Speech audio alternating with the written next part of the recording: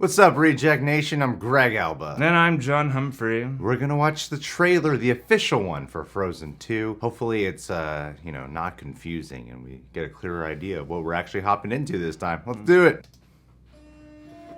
Far away, as north as we can go, once stood an enchanted forest. You see an enchanted forest? Yes, it was a magical place, but something went wrong. Since then, no one can get in or out. Okay, I'm following. Papa, that was epic. Like this movie's gonna be. What would I do without you? You'll always have me. Has Elsa seemed weird to you? She seems like Elsa. Elsa. There's this voice. Voice? What does that mean? Whoa. Whoa.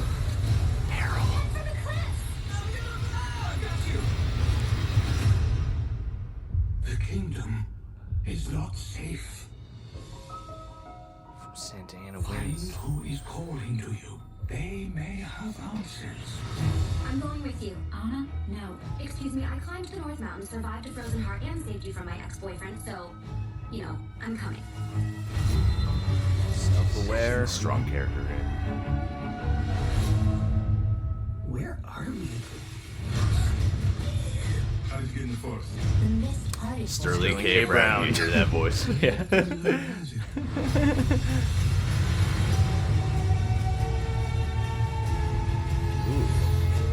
get out of there! You can't just follow me into fire. Then don't run into fire.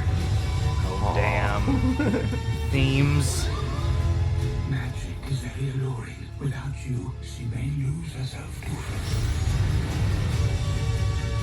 Wow, this Protect Arendelle looks at very all epic. costs. I believe in you, Elsa, more than anyone or anything.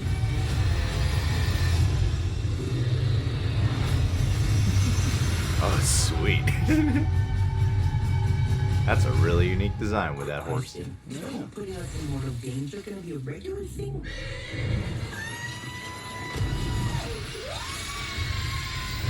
Oh my goodness, they did one of those locked POV GoPro So many shots. sweeping shots in that trailer, man. It looks beautiful. Well, we got a better idea of the plot here this time around. And the themes. Yeah, I mean, it starts off, they're talking about this enchanted forest. No one can get in or out of this place. And it must hold the secrets to Elsa's powers in some way. Yes, and then when Arendelle, Riverdale, Yeah, comes under attack, the CW threatens to not renew them for another season. When Arendelle comes under attack, they have to venture off to this mystical place, and it looks like, because you got Sterling K. Brown having a line at one point saying protect Arendelle at all costs, so I imagine that somehow Elsa's able to clear the mist. Yeah, whatever Talk to God with her staff. whatever the disharmony is that's going on in these woods that's attacking Arendelle, she's got the key to dismantling or defeating or whatever that's going to be. But somehow it relies on the people that are in there too, because they said within the forest they practice the magical stuff, right? Everyone's talking about magic sense when that they're I get. with Elsa there. Yeah, magical forest. I get the impression that Elsa's gonna be on her own by the end of this movie, because if you look at Frozen 1, it's a lot of Elsa and Anna developing a relationship, forming that bond again, connecting, and then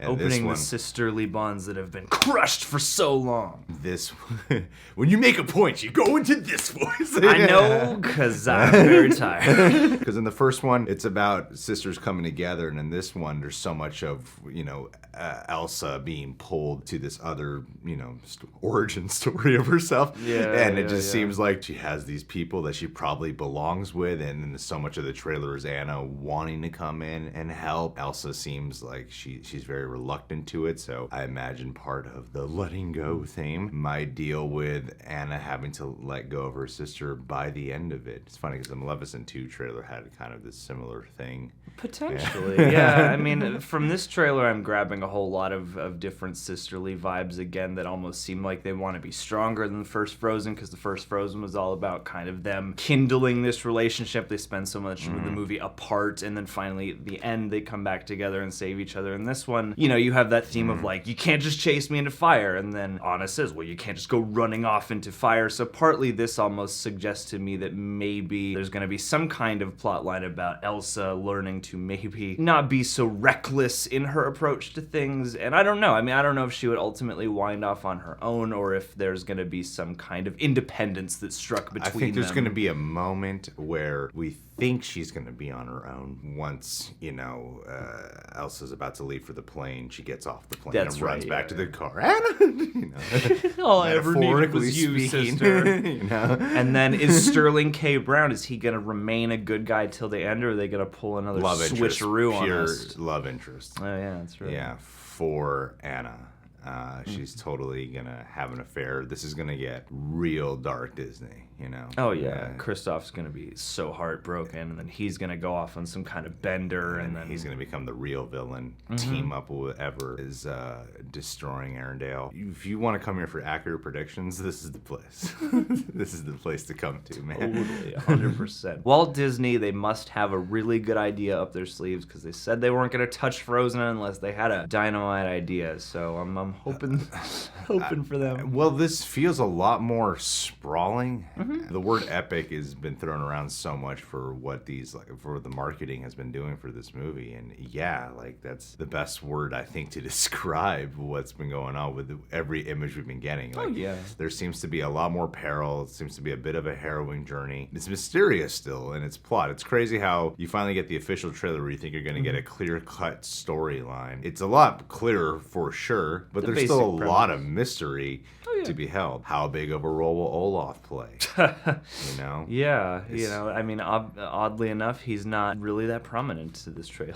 Or any of them. Maybe we'll get another cute, marketable character for this movie. I think it might be the horse. Yeah, the water horse? The water horse. Lord of the Rings? It'll last like 2 minutes. Yeah. I thought the water horse was awesome. Yeah, I thought it was cool too. I mean, the thing is, especially the animation is that much more breathtaking. I mean, the first Frozen looked amazing, but they've taken that obviously one step further here. And yeah, I mean, on the scope level, it definitely looks like it's matching and then trying to exceed the first Frozen. Because as I remember the first Frozen, it has a pretty scopic adventure to it, some pretty amazing designs, especially with all the ice formations. And it definitely looks like they're notching that up for this. I mean, the first Frozen I thought was a really fun Disney animated movie. This one feels...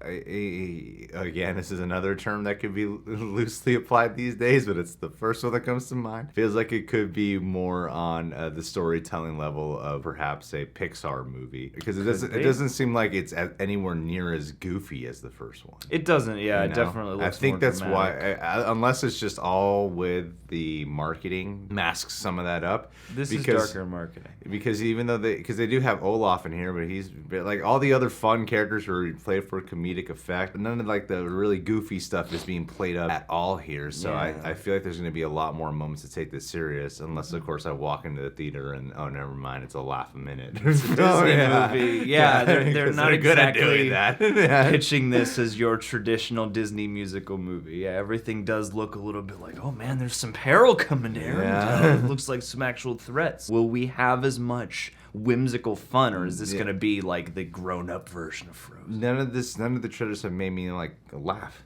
No, that's true.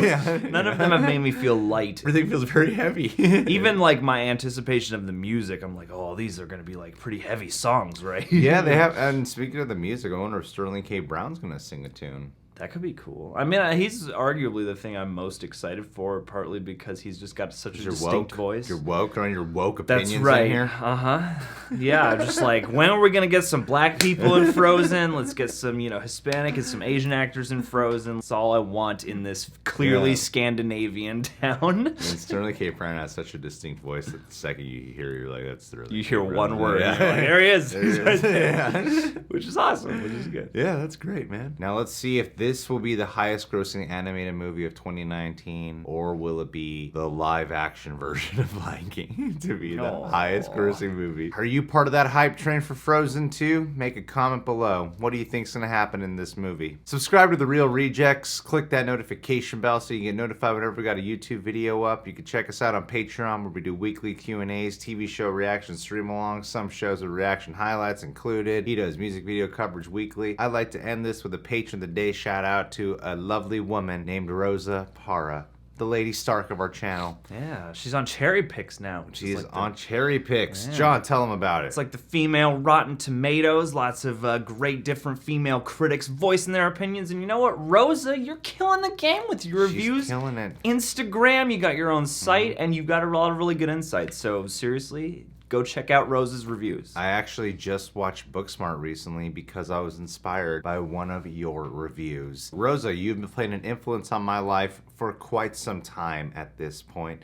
and you continue to be one. You know we admire the living hell out of you. You're one of our favorite people in the world. We love you. Say hi to your family for me. I love you. You're the Elsa of our channel.